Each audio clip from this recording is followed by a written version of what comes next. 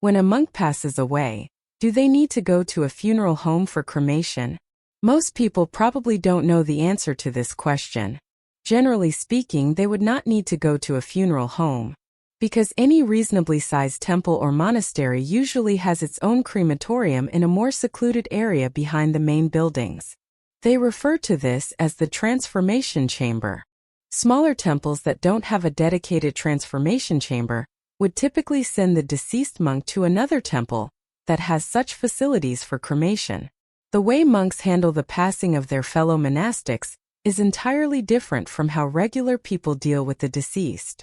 For some highly revered or high-ranking monks, they are not cremated after death. Instead, their disciples would seal the body in a sealed vessel, a process known as seated transformation.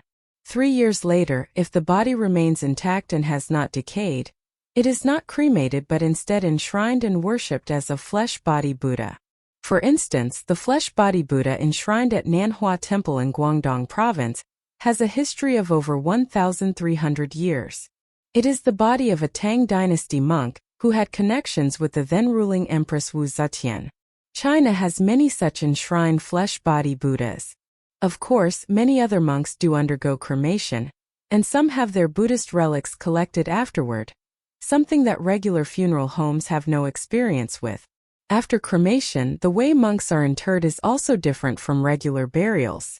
While most people are buried in cemeteries, Buddhist monks are interred at the base of stupas. You may not know this, but at the foot of the mountain beside the Shaolin Temple in Henan Province, there is a stupa forest that serves as the burial ground for Shaolin monks.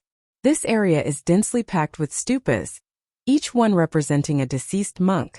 The earliest of these stupas dates back to the Tang dynasty, housing the remains of a monk from that era. Interestingly, the ashes or relics of monks are not stored inside the stupas themselves but rather buried underneath, with their disciples then constructing the stupa structures above ground. Typically, the temple does not fund the construction of these stupas, so the more disciples a monk had and the greater his prestige, the taller his stupa would be. This is the origin of the saying, saving one life is better than building a 7-level stupa, where the word stupa, fotu, refers to these monastic burial monuments.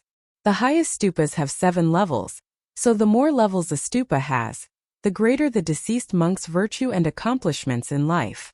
In summary, the way monks handle death and the afterlife is completely different from regular people, and they have their own traditional methods for dealing with these matters.